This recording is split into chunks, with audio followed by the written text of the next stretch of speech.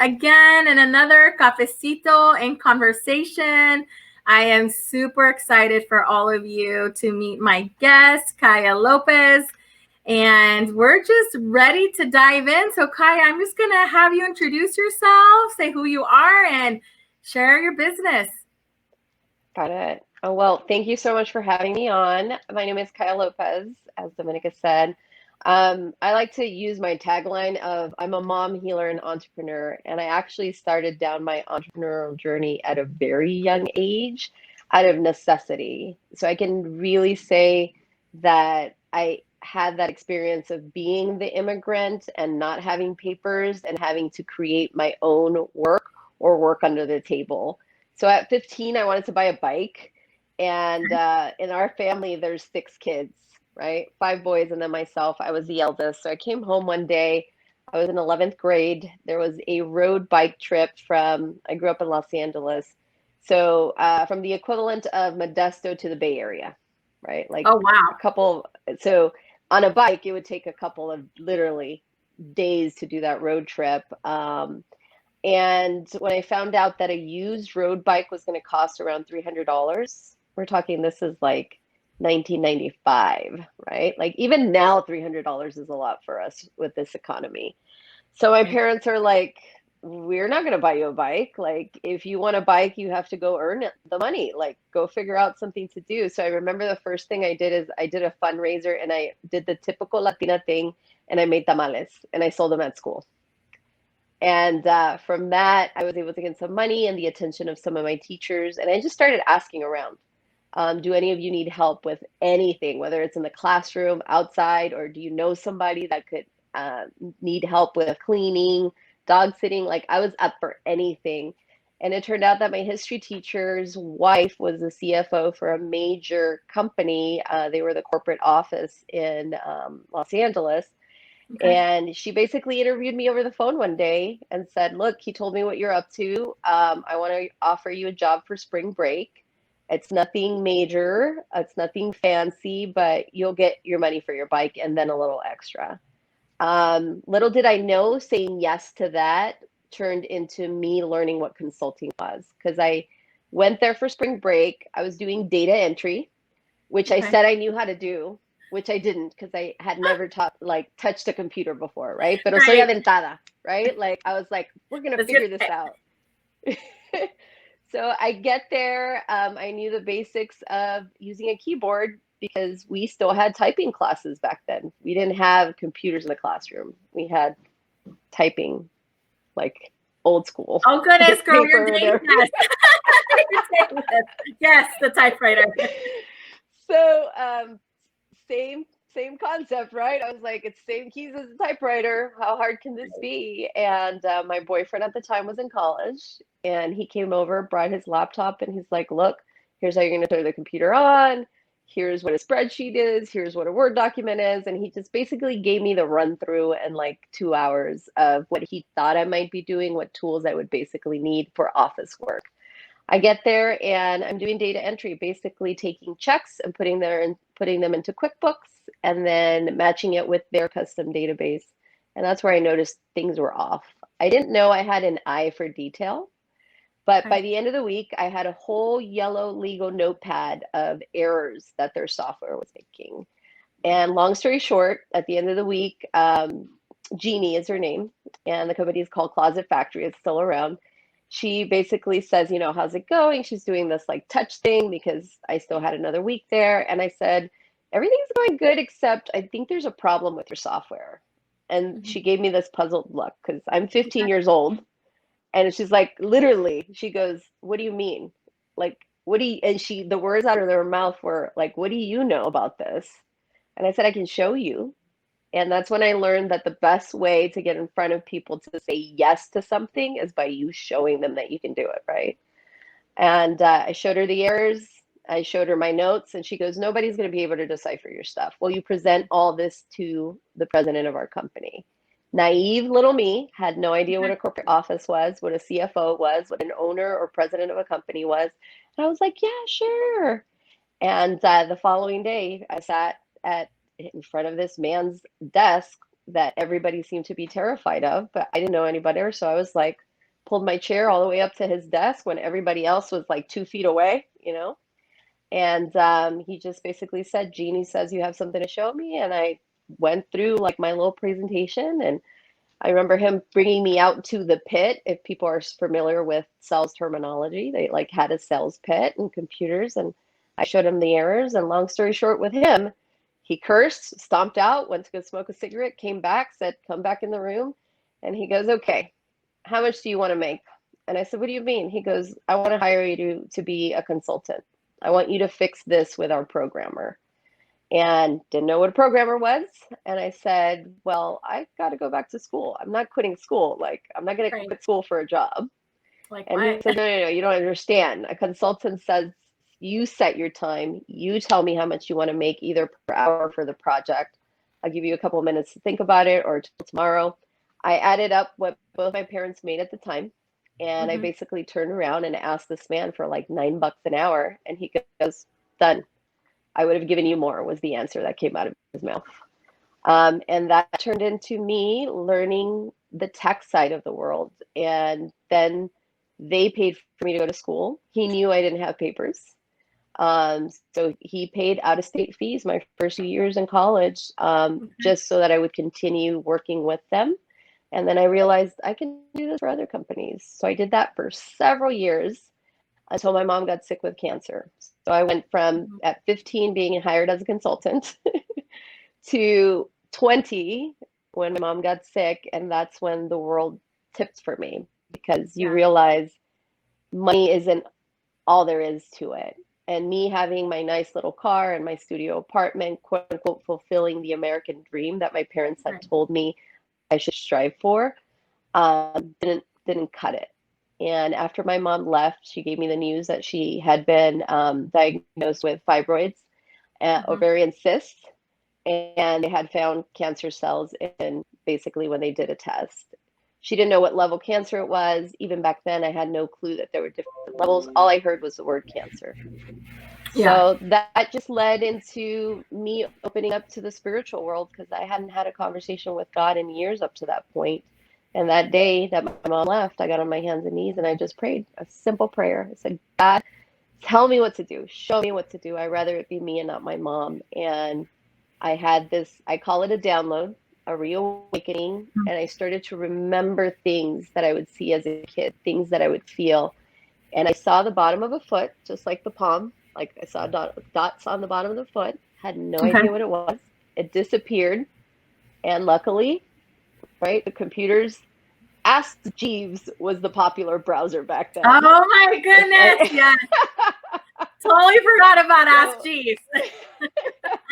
so I typed in asking Jeeves, like, what is a foot with dots, right? And Mhm. reflexology came up. Found the nearest school, turned out to be the American University of Complementary Medicine. And that's where Okay. I started my alternative healing career. I had no idea that there were things as acupuncture, homeopathy, herbology, that nutrition would make such a difference in people's lives. I was only there one term, and it was the length of time that it took my mom to heal from her cancer.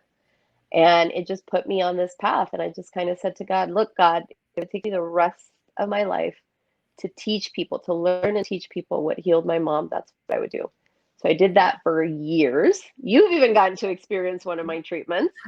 Yes. And and never did I realize with this whole COVID situation that all my talents would come together, right? Like my tech background, the wellness Right. background, the having to learn how to run your own business and advertise your own business. And so now, as we stand, I'm officially a spiritual business mentor. So I help coaches, healers, and networkers in the wellness space to launch their businesses online, to gain more visibility without all the hoopla of like you have to have thousands of followers. And I give Right. them strategies that basically turns them into people asking them, "Hey, what do you do? How can I work with you?" So there you go. There's a summary in like 5 minutes, hopefully. I love it. I mean, what a powerful story. The first time that you shared it with me, it was just so profound. And I thought, wow, here's a woman that's really using her spiritual gifts and using that to serve others. And it's amazing work. And I think it's really exciting that you're going to take everything that you've learned and really, give back in that sense to help others, help others.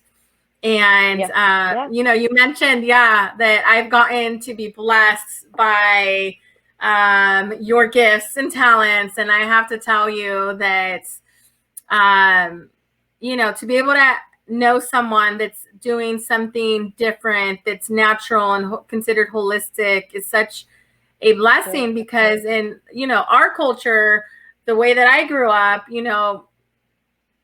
wasn't introduced into any of that until I was an adult. And so, it's always you rely on doctors and, they give you medicine. That's what I know, doctors' pills to make you feel better. But to know that there's a different way of doing things.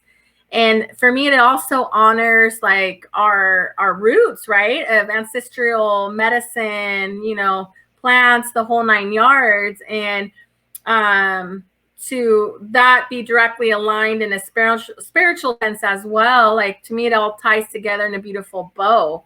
And for Yeah. me, the biggest gift in working with you was realizing there is a different way to this. And I don't have to necessarily drink medicine. And by bonus out of it was also thinking, my mom wasn't feeling well and I took her to see you and it was like a natural, what, if the doctors aren't helping, then we got to pivot and do this. And yeah, thank God she's doing a lot better than what she was complaining about and not feeling good about. But that's why I was really excited to have this conversation with you because I feel like through our listeners or the ladies who are going to be viewing this video or even men, definitely it will be a valuable asset to know who you are, how to tap into you. So, before we end, we'll definitely share all your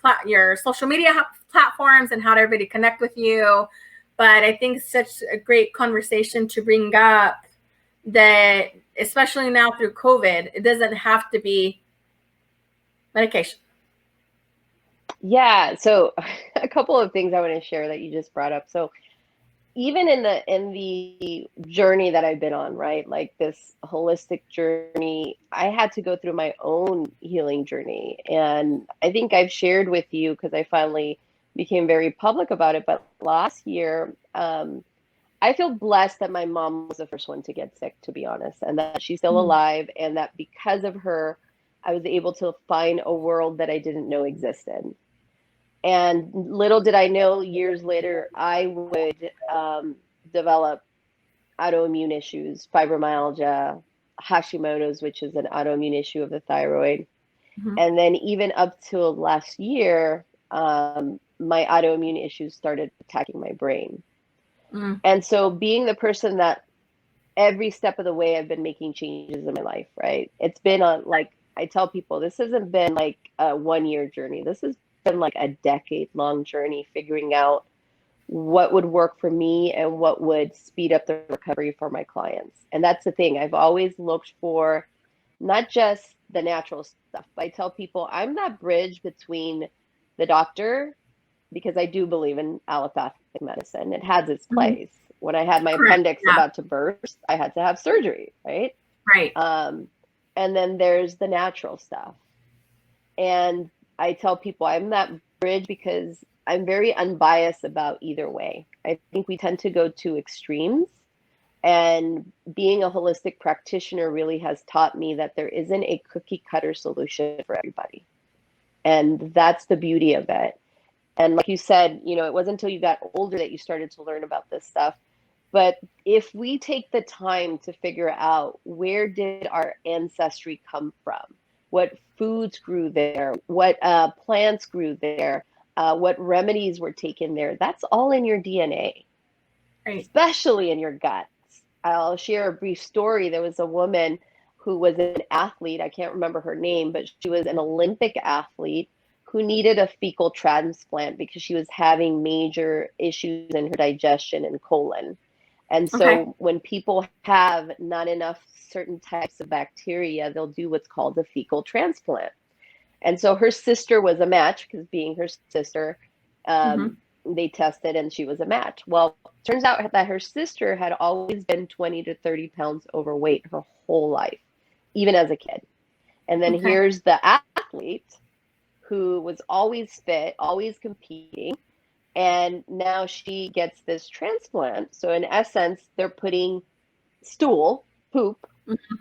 to get the microbes, the biome back into her system. Well, after all was said and done, the athlete then started having the same symptomology as her sister. So now she was struggling with being 20 to 30 pounds overweight. Now she was struggling with some of the same mood issues that her sister had, like depression and like the anxiety, that type of stuff. So we forget that our gut, our stomach, like holds history. It really does. Right. And I always tell people your stomach is also the area energetically where we want to control things. So usually when people have a very sluggish metabolism or they have like constipation issues and things like that, I'm like, do you like to always be in charge? Are you like the A-type person? Like everything has to be your way? And usually they're like, are you a psychic? And I'm like, no, no, no, it's your body telling me this. Like Right. I'm getting it from your body. And a lot of times they'll turn around and they'll be like, I never thought about it that way. And I'm like, look, this is your body's natural way of saying, let the shit go, literally. Like, literally, just let it go. Right. Like, and with that being said, you carry whatever was handed down to you from your ancestors, whether it's your mom, your grandma, your great grandparents. And so that's why I tell people find out where did your parents grow up? Where did your great grandparents grow up? Right? Find out what foods did they eat? What type of stuff did they deal with when they were growing up, especially women? About a week ago, my daughter and I went to a womb ceremony, and I had never heard of such a thing. Oh And yes, my you need to friend, give details on that. I want to hear my more. friend is in the Bay Area, and she is studying to be a doula. And right now, she's already a yoga practitioner. She's a fitness instructor. She teaches meditation. Like she has her hands on a lot of the holistic stuff, right? Okay. But she became part of a moon dancing tribe out of Mexico. And Oh, one that's of the amazing. things that they teach this tribe is to be, the women's particularly, to be in cycle with the moon, right? Our cycle usually goes 28 days, just like the moon. And so she's a moon dancer. And she says, because I became a moon dancer, I had to start learning about the moon and our body and our herbs and how our body responds differently depending on the cycle of the moon. So we go there to this ceremony, and of all things, I thought the ceremony was at a certain time in the evening, and it was the time that she had given me for the week prior. So she had done two of them back to back. So we Okay. show up at like 6 in the afternoon or evening, and the ceremony was at 1. And she's now packed up, cleaned up, getting ready to go, and she sees us pull up, and she's like, I can't like not see you guys. So then her and I had this intimate ceremony, and it was very powerful in the sense of have you ever done like the steeping where you like take a pot, put herbs, and like put a towel over you to open up your sinuses or things like that? Okay, Yeah. so imagine that, but for your womb, for your Oh, vagina. okay. And you pick the herbs based on what's going on with your body. Okay. So if you're having hormonal issues, cramping, depression, she would tell you like, okay, you're dealing with depression, you're gonna put some St. John's wort in here. You're dealing with sinus issues, we're gonna take some rosemary. And she's like just mixing and throwing all these herbs in a pot. And then, we're setting our intention, we're blessing this bowl, and then she pours the hot water. And we basically had, and I took my Mexican blanket with me. I have a Mexican rosemary, Virgen Maria blanket. Yeah. that I've had for ages. Those things I last think we forever. all do. So you basically make this teepee for Okay. yourself, and she told us to be in child's pose, which means you're basically on your knees with your legs open with this pot steaming up your hoo-ha, Okay. basically. But Yeah. then the steam starts to fill up the whole area. So then you're feeling it going up your, like all of a sudden you start to feel it go up your body, coming up the chest, and I'm going, man, because energetically I could feel things starting to move upward and moving downward. And I was like, I've never experienced this before. And then she's telling us, I want you to speak to your womb. Chances are you've never spoken to your womb. I want you to think about the first time you had your menses. Where were you? What happened? And she's playing music, and she's Okay. then, reminding us of like the first time you had sex. And next thing I know, I'm crying all over the place. Like I'm just like having this emotional release. And by the time we were done, I think it was about 40 minutes later, she gives us this tea that I ended up buying from her. It's called Mother Gaia, and it's just filled with all these nutrients and herbs, and it's very earthy. Kind of reminds me Okay. of the mud water, just that this Oh, has like a different mix of stuff. I'll have to get yeah. you some. So we did that, and what happened for me was this, is it made me realize, even after decades of studying, I mean, I spent 8 years studying acupuncture, I spent 4 years studying holistic health to be able to teach it to people. I realized, oh my gosh, I've learned the Western and the Eastern, but I have not learned my people's medicine. And I Mm, felt so sad. Like, even right now, as I'm saying it, I'm going, shit, here I am telling people, like, think about where your parents came from, think about your food. right.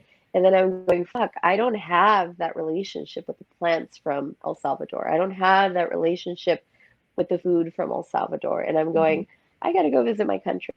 And that was the big, like, bigger opening for me, and realizing that we've become so westernized that we've forgotten what medicine our great grandma would give us, right?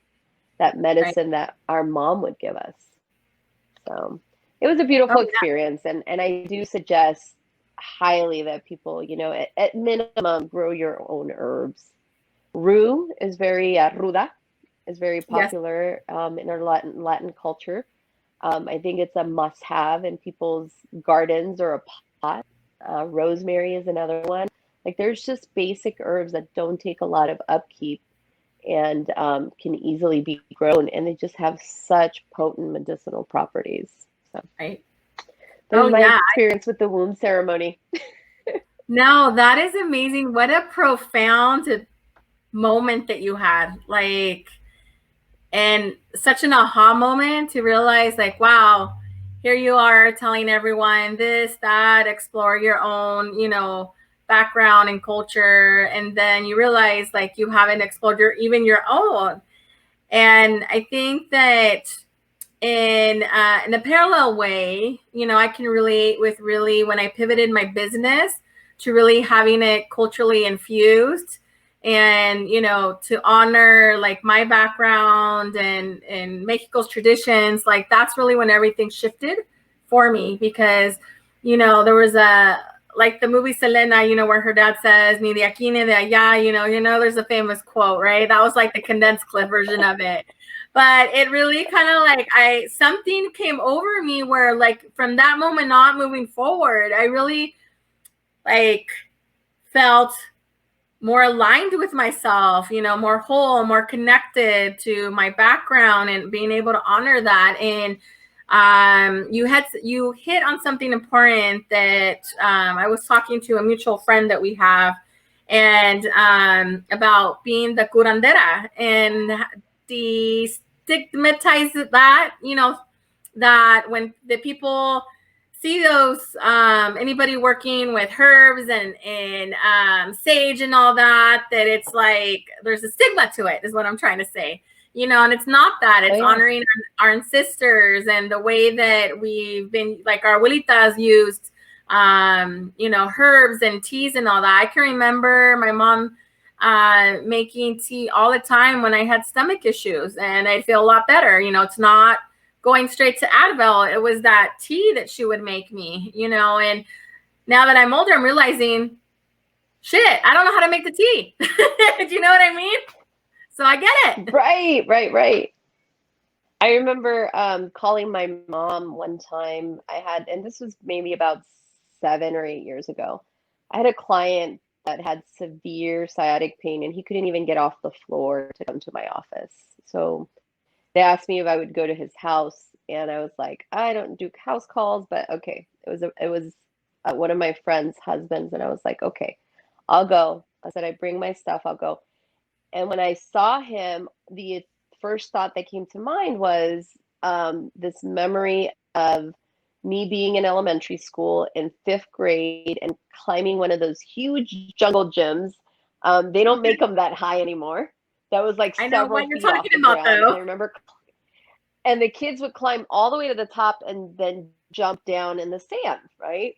And so I was like, I was already afraid of heights, and this didn't help. But I went up there because all the other kids are doing it, and I jumped down. And when I jumped down, I end up hitting my knee on my chin. And by the time I got home, I could not, like, it was swollen. Like, this whole thing was swollen. I couldn't even move my jaw. It hurt so much. And my mom and my aunt cooked something, and Okay. they put a towel in there with herbs, put it on my jaw, and the swelling went down within a couple of minutes. And they left it on, and then they would change it, and I slept with it on. I remember I slept with it overnight, and it just had this numbing effect, right? And I was like, man, if I could just remember what that is, because this person has a lot of swelling and pain, if we could just do something right this second. This was before I got my laser. And I call my mom, and I'm like, Mom, do you remember the time? And I'm like telling her the story, and she's like, ay, mija. She's like, eso? That's easy. She's like, ask them if they have dry oregano. I go, what? She goes, that's all it was dry oregano with salt. And I said, really? And I go, and she goes, yeah, that's it.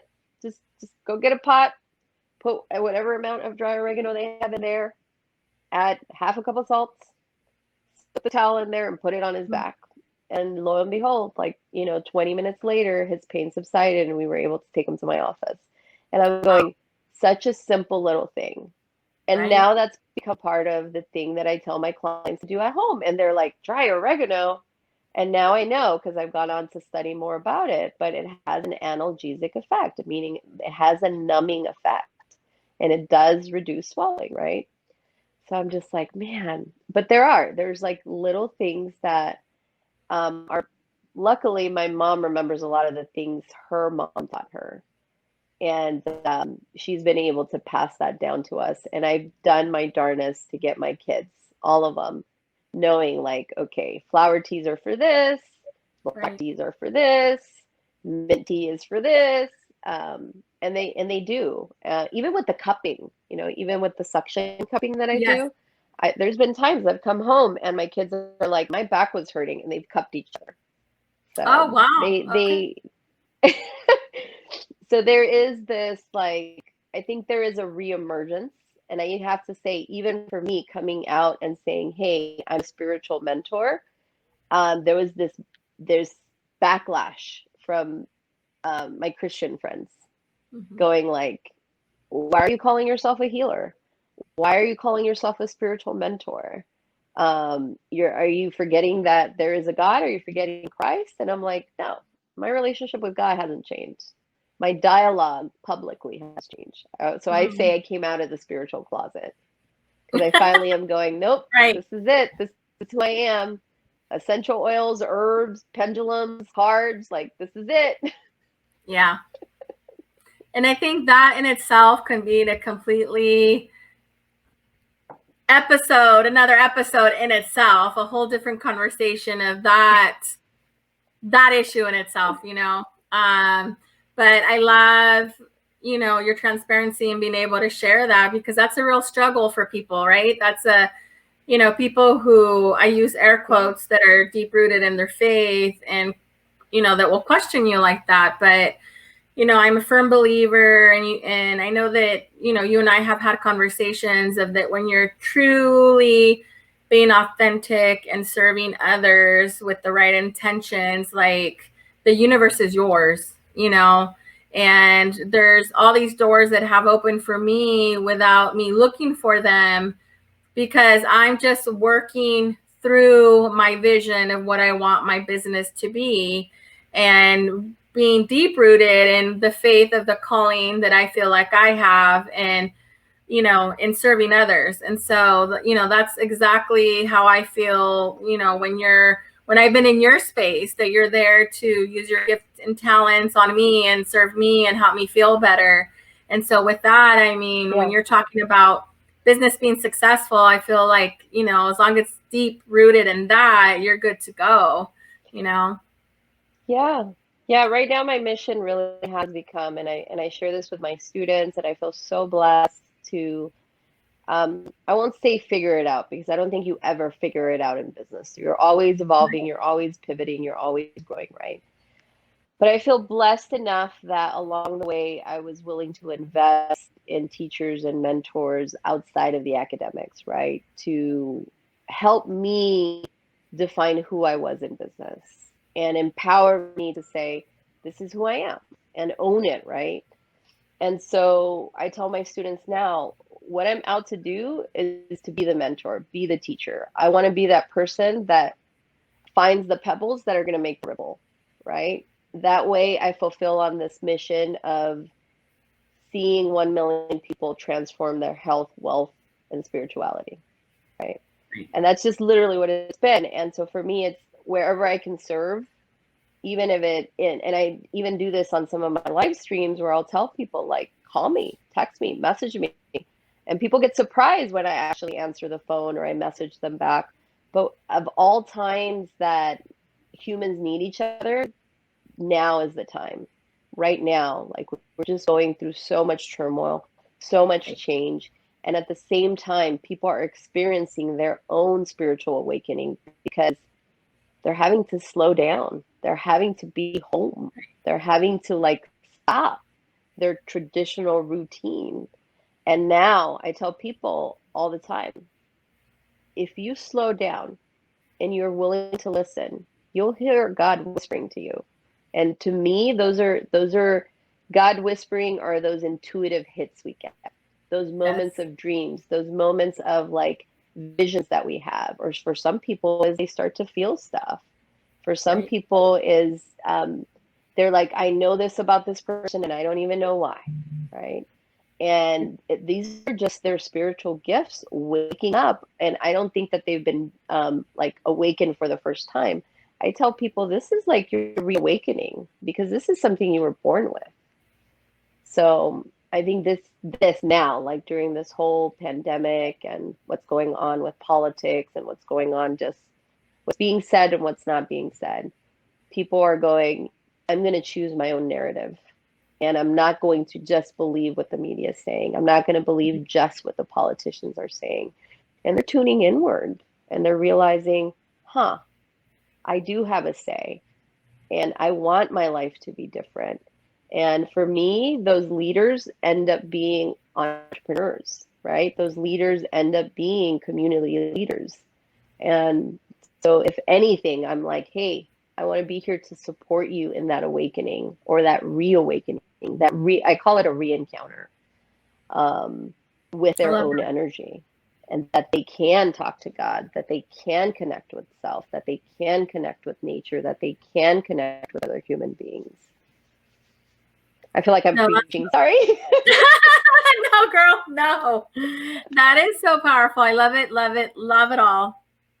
I want you to touch on something that you said, because one thing that I admire that you've been consistent since I've known you, and even you're pre me, is your live streams. And touch a little bit on the importance of being present on social media platforms, and then how it has benefited you. Because I know there's listeners and viewers that are going to fight that a little bit. And I feel like there's such an opportunity right Yeah. now with everything being virtual. Yeah. So I'll start with the first time I ever made an online video was in 2006. First time I Okay. ever ran an online ad was in 2009. and it cost me $5 to run an ad on Facebook, but it generated me over 100 leads. And Okay. between the video rankings I was getting locally and the ads I was running, and I had two offices. I used to have an office in Oakdale and one in Modesto. I was busy. I was busier than your normal therapist. And people were like, "What are you doing?" And I was like, "Oh, I'm just going online." Right? Like I Yeah. didn't have words to really express what it was I was doing. And over the years, things have changed. Like there's more platforms, Right. there's different algorithms. But here's the one thing that I tell people: video is going to outdo any ad, even if it's a paid ad, because you can get on your own Instagram, your own LinkedIn, your own Facebook account, and with the network you already have, turn on the camera and speak about whatever you want. And people want to hear what you have to say, especially if they see your journey. And I think that's one of the missing pieces that quote unquote gurus don't tell people is people want to see your journey. They don't want to see the person that's already got there. They want to see the person that they believe if she's doing it, I can do it. If he's doing it, I can do it. So my live streams for the last 3 years have all been around the journey of me being a mom, a healer, and an entrepreneur. And there are moments where I cry on camera, and there's moments where I feel embarrassed about it. But I just feel like if if more people would be vulnerable enough to talk about the real shit that's going on, right? The days that, like when I started homeschooling my kids, I mean, there was one day where I had to like grab a wooden spoon, and here I am, like threatening to smack my kid with a wooden spoon if he doesn't do his math. And I'm going like, what's wrong with me, right? And then I remember sharing that and seeing all these parents. Of course, some parents are like, how dare you hit your kid? And then, but the majority of people were like, hey, we've been there. We've been there with the belt. We've been there with the chancla. We've been there with the spoon. Like, there's Right. nothing wrong with you. And thank you for like opening the dialogue, right? I've been open about my dating experience as an entrepreneur because for women listening, if you're a powerful woman and you hold your own space, it can be intimidating for men. And so, in that exploration of sharing online, I started to study more about the male female dynamic. And I started to learn certain things, not just from what I was sharing, but from my audience. So, I just created a beautiful platform where it was like my therapy. I felt like I was talking to my best friend on camera. Yeah. And that's how I've always treated my live streams. We've pivoted a little bit in the sense that I'm going now more towards speaking to the spiritual entrepreneur, where before it Okay. was more of a self help, get your message out there, let people know that you're human. So we're going to continue. And I say we because I don't work my business by myself. I have two assistants that are remote. I have a tech team, two people in my tech team that are also remote. And then Mhm. my daughter helps with part of the business. And then we just brought on a CEO to develop the whole Spanish division of the brand. And so there's Okay. lots of moving pieces, lots of things, and it didn't happen overnight. That's the other thing I want to tell people. It seems that way to people, but this has been like years in the making. So consistency at the end of the day will outdo anything, but be consistent with video. Even if you're like fumbling with like I can't tell you how many times in the beginning I would forget to turn on the do not disturb and I get a call in the middle of the stream, or kids will run through or cats will knock something down. It's live. Shit's going to happen, and you have to Right. get comfortable with that, and you have to get comfortable like sharing your story. And so I tell people, figure out what your core story is, figure out who you want to work with so that your stories touch the people you want to work with, because nothing's going to move them more than your authenticity. They can smell and see through the BS, right? Like, Mhm. you can't jump on there if you're feeling tired and go on there and try to put on a front of being energetic. You can't go on there like after you're done having a frustrating day with a family member and you're pissed and go on there and pretend to put on a smile. Like, it just, an incongruency to it, and the audience, the people that are watching you, they feel it, they see it, they know it. And if you're consistent enough, they'll call you out on your shit. But Yeah. they will also be the ones that message you and say, hey, do you need anything? I post a lot about food. I'll transition into food. I'm a foodie. So I tell my students, Okay. be you. Like, if you're a foodie, post about food. If you like going hiking, post about hiking. Like, people want to see your interests. They don't want to just hear the business stuff. They don't want to just hear the drama. Like, they want to know what other pieces make you you. And so I tell them, just be you. Like, be you as much as possible, right? So that when people meet you in person, you're going to feel like a rock star, because people are going to come up to you and they're going to be like, I've seen you. You make those videos. And I've had Right. that happen at freaking Starbucks, at Target. I even was in a retreat one day. Like, I'm talking like nowhere near Modesto. And a woman came up to me and she's like, I know you. And I go, you do? I've watched your videos. And I'm going, you have? And and she's like, and she started telling me like which ones she's watched. And I go, Okay. I go, next time you catch a video, just post the comments so that I know that you're commenting, that you're watching. So that's the other thing I tell people. Don't get discouraged if people aren't commenting and liking your stuff. People are watching. Oh, And definitely. local people are watching. And the more you get comfortable with just being you and getting your message out there, don't worry so much in the beginning about like, how many views did my video get? How many people commented? Because then you'll go down a whole rabbit hole that takes the energy away from your momentum. So, gave lots of tips there.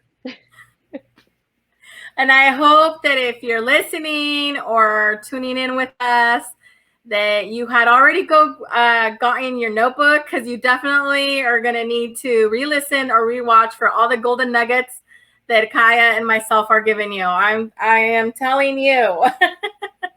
Definitely. It reminds me of something that I came across. It was, I believe, author Mel Robbins, where she was talking about that a lot of people DM her and ask her, like, what school do I need to go to for public speaking, or, this and that. And she said, mind you, all that is very beneficial, right? But the thing is to just get started and get in front of the camera. You have, Facebook Live for free, Instagram, TV for free. You can, upload pre-recorded videos and make them look live. Like, there's all these different things that can get you in front of the camera, confident in front of the camera, to practice being in front of the camera. And all these platforms are for free. So why not take advantage of them, right? And so it reminds me. Yeah, I love Mel Robbins. Yeah. And She, that was she something that stood shared out. very candidly. I don't know if you saw this, but she had started her public talk show. You remember this? Yes. And then they canceled it. And because I follow her on social media on all the platforms, she went live on Instagram as soon as it happened. And she's like, I want to get on here and I just want to share that we had this vision that this was going to be like the #1 rated show. And then here I just come out of a meeting that it's canceled and now we have to figure out what's next. And she was just so, you could tell she was frustrated about it. But at the same time, she was like, this is life. Like, this is what happens. And now I have to figure out what next, because I'm still in the space that I want to make this difference in people's lives. So now I have to go figure out, how do I tap into that energy I need to create the resources and make this happen somewhere else. But obviously it's not going to happen here. And it was just that pivot. And she did it in an instant. It wasn't she sat there with it going, oh, poor me, my show got canceled.